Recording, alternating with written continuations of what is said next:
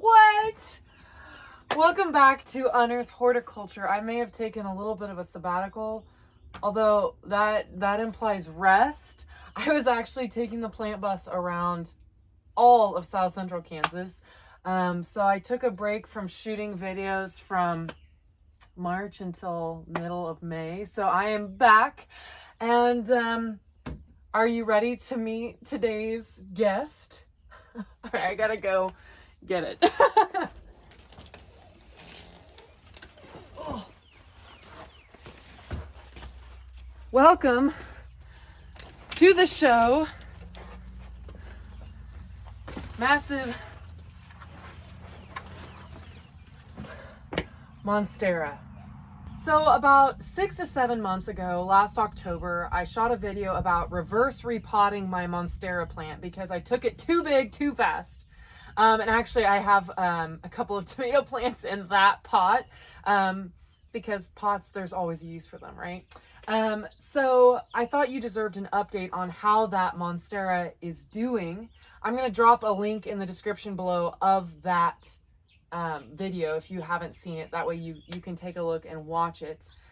I'm not gonna lie, for the longest time I was embarrassed to even have this plant in the background of any of my Unearthed Horticulture episodes because there was lots of leaf yellowing going on, and there still is lots of leaf tip burn and things like that because I was really struggling with it. There was no signs of new growth. I did that reverse repotting video and I wasn't sure if this Monstera was really going to pull through. I thought the damage had been done.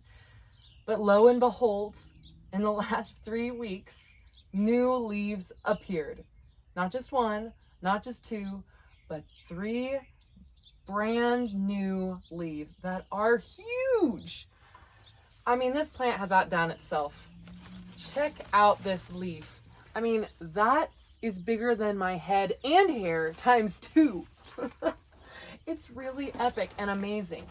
And I'm showing you this plant, updating you on this plant, not because I want to gloat, because I'm pretty happy about this plant, but mainly because I wanted to show you that reverse repotting does work. You just have to give it time. Because plants have to reestablish roots that might have decayed in a pot that was too big and reacclimatize themselves to the space that they're given, it might take some time before you see them take a turn for the better. Plus, if you are reverse repotting and you're going into winter months when we're already lower light, we've got cooler temperatures in our homes because we're trying to save on energy bills, it takes some time. And that is a perfect lesson in horticulture, no matter what you're interested in growing, whether it's your patio veg or your house plants.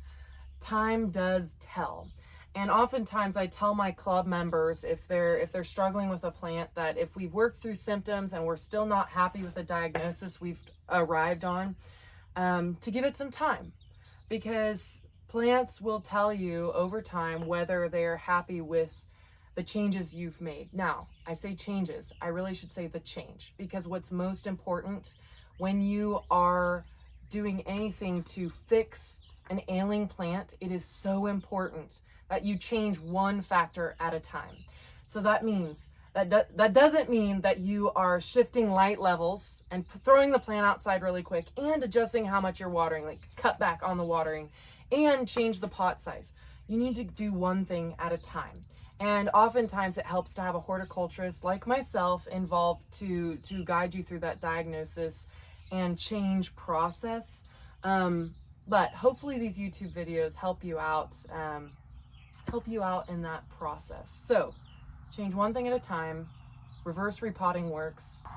The third thing I want you to take away from this Monstera is that tropical plants oftentimes have huge amounts of foliage for the amount of roots that they have. So you may feel like you're constantly needing to repot your plants. And in some cases, yes, it is important to repot. But usually with tropical plants, because they're native to a habitat where they're getting regular rains, and they have lots of other foliage plants around them, they are having to compete for sunshine, hence a lot of leaves, and not as much for water. It's not the resource that they are competing for, and so they don't always have the largest root masses. So it makes a lot of logical sense if you take a second to think through it. How do you know when to repot? The main thing is if you are keeping your plants inside, there is no houseplant really that needs watering more than once per week, unless you're talking maybe some of the calatheas, the begonias, and elephant ears. So if you are feeling like you can't stay ahead of watering with your once a week checks, so that means like if you have a Monstera that is looking wilted and being stark dry by the next time you get to it each Monday, then you know that it needs a little bit of pot space to help store extra water to get it through that duration, that time period, your watering cycle. Does that make sense? I hope that makes sense. I know I just asked you a question and we're not having a conversation really right now. But anyways, so that's kind of a good rule of thumb for repotting your houseplants. Rules change if you move your houseplants in and out of doors, and that's another topic for another video. So all that being said, I hope you got some good takeaways from this experience I had with my lovely Monstera deliciosa. This is all I have for you in this episode of Unearthed Horticulture. I have tons of fun new topics for this summer, so make sure you like and subscribe to my YouTube channel so that you see when new episodes go live.